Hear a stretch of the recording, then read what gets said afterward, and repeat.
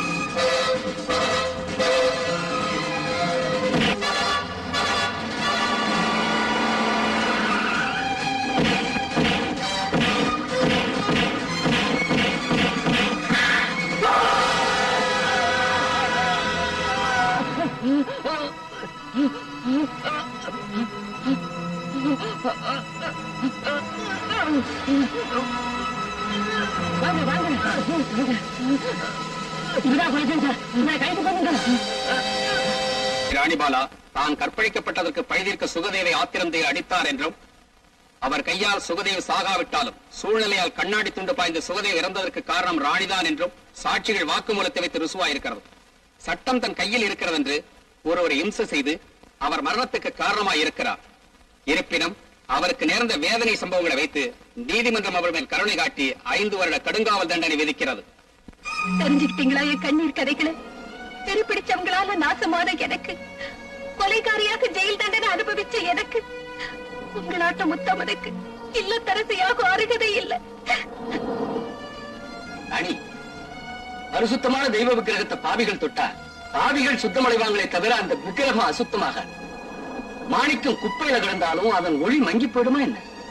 அதனால உங்ககிட்ட பலவந்தமா வெறித்தனமா நடந்துகிட்ட பாவிகளை மனசுல வச்சு உன்னை நீயே கெட்டு போனவன்னு சொல்லிக்கிட்டா அது அறிவின் ராஜா. ஆனா நான் காதலிச்சது உன் இதயத்தை. இப்பவும் மனசார விரும்புறேன். கடந்த காலத்தை பத்தி கவலை இல்லை. நீதான் எனக்கு மனைவியா. அது நடக்கவே நடக்காது. நடக்காதுன்னு நீ நினைக்கிற? அவர்கிட்ட எதுக்காக சொன்னேன்? உன்னை பத்தி உண்மை தெரிஞ்சும் ஒரு நல்ல இதயத்தோட உன்னை விரும்புறவர்கிட்ட அப்படி ஏம்மா சொன்னேன்? ஆமா ராணி, உன் கதைகள் தெரிஞ்சும் உன்னை விரும்புறவரை உதறி தள்ளுறது நல்லதில்லம்மா.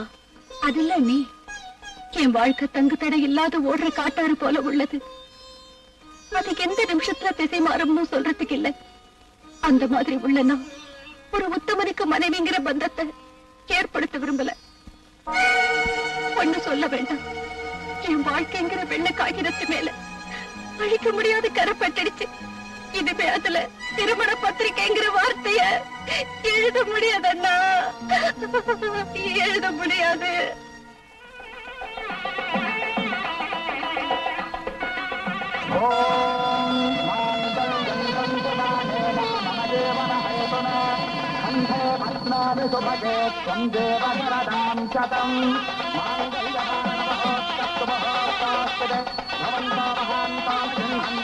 நான் அப்பவே நினைச்சேன் அவ அழகு கேட்ட புருஷன் கிடைப்பான்னு. எல்லாம் அவ்வளவுதாங்க. அந்த பையன் பெரிய பணக்காரனா. 10 நாளைக்கு முன்னால ஏதோ வேலை விஷயமா இந்த ஊருக்கு வந்தானா, நம்ம சாந்தியை பார்த்தானா, இஷ்டமாயிடுச்சான். உடனே முகூர்த்தத்தை வச்சுட்டானா. பெருசா ஒண்ணும் பண்ணிக்க வேண்டாம், சாதாரணமா பண்ணிக்கலாம்னு அந்த பையனே சொல்லிட்டானா.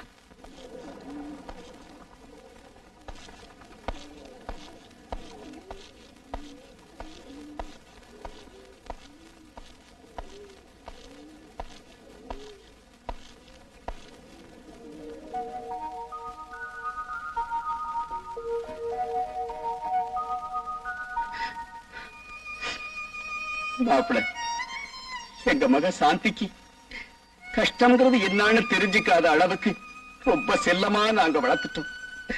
இப்போ என் மகனை உங்ககிட்ட ஒப்படைக்கிறேன். இவனுக்கு எந்த குறையும் ஏற்படாம நீங்க தான் பாத்துக்கணும். ஒண்ணும் பயப்படாதீங்க மாமா. இவ்வளவு செல்லமா வளர்ந்த உங்க பொண்ணுக்கு ஒரு கஷ்டமும் ஏற்படாம நான் பாத்துக்கிறேன். நான் எவ்வளவு பெரிய பாக்கியசாலி. இந்த சுகம் எனக்கு கிடைக்கும்னு நான் கனவுல கூட நினைக்கலீங்க. சுகத்தை நாம 2 பேரும் அனுபவிச்சா போதாது, என் ஆத்ம நண்பர்கள் அவங்க 2 பேருக்கும் கூட நீ சுகத்தை கொடுக்கணும்டி. என்ன சொல்றீங்க? என்ன நீங்க சொல்றீங்க? நான் சொல்றது இன்னும் உனக்கு புரியலையா என்ன? பேருக்கு என் மனைவி ஆனாலும் படுக்கையில மட்டும் எங்க 3 பேருக்கும் மனைவிதான். அப்படி சொல்லாதீங்க. உங்க கையாலே தாலி கட்டினீங்க. உங்களையே நம்பி பெற்றவங்களையும் பிறந்த ஊரையும் விட்டுட்டு வந்த எனக்கு துரோகம் செய்ய நினைக்கிறது பாவம். ஹலோ ஹலோ, வாங்க உட்காருங்க.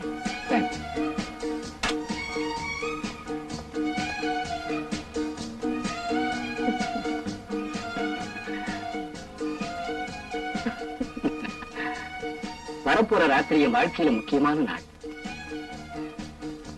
ஏன் தெரியுமா? முதல் தடவை உங்களை பார்த்து என்னையே மறந்த நாள் வெள்ளிக்கிழமை.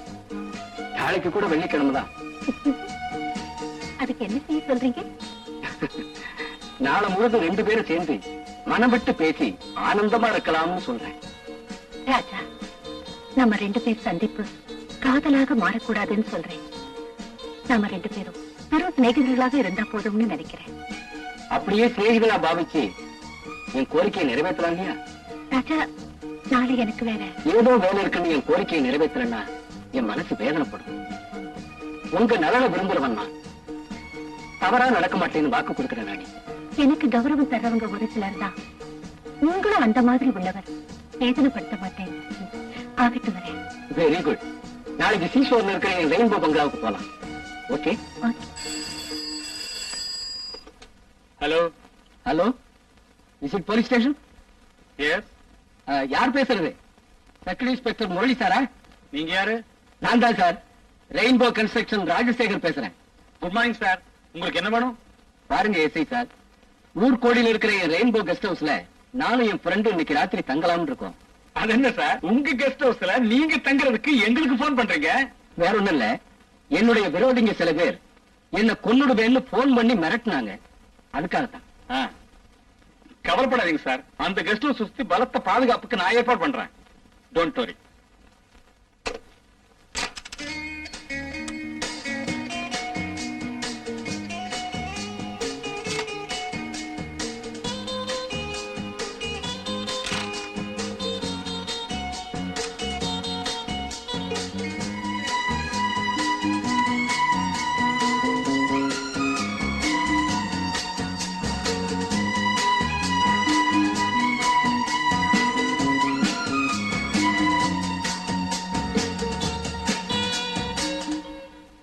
என்னங்க, இன்னைக்கு என் மனசு என்னமோ போல இருக்குங்க. ஆமாம் தேவி, என் மனதில் கூட ஏதோதோ தோன்றுகிறது.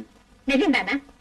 என்னாட்டம் உங்களுக்கும் அந்த யோசனை தானே? சந்தேகமே, அதே யோசனை தான்.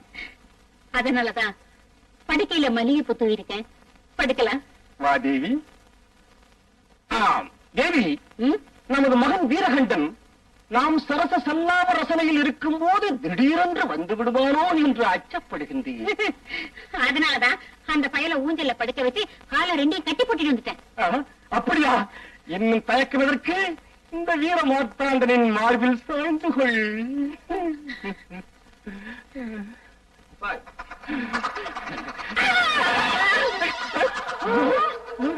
பாருங்கள் தந்தையே, உங்கள் மகன் அருகே இருக்கும் போது இப்படி செய்வது நியாயமா? மகனே, தாய் தந்தையர் ஒருவரை ஒருவர் கட்டிப்பிடித்து ஏகாந்த நிலையில் இருக்கும் போது நீ வந்தது நியாயமா? பண்ணின பாவத்துக்கு இப்படி ஒரு மகன் பிறந்திருக்கான். உன்னை மாடி அறையில பூட்டி வைக்கிறேன். வாடா. ஐயோ, அம்மா, பூட்டி வை. விடுமா, அம்மா, அம்மா. இந்த பிடிப்பெயரால் நமது இல்லற வாழ்க்கைக்கு இடைஞ்சல் ஏற்படுகின்றன.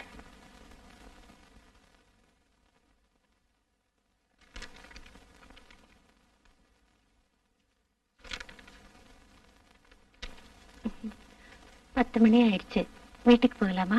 இல்ல ராணி, இன்னைக்கு ராத்திரி இங்கேயே இருப்போம். ராஜா, என் வார்த்தையை தட்டக்கூடாது, சொல்றத கேளு. சரி, போய் படுத்துக்கங்க. Okay, good night. Good night.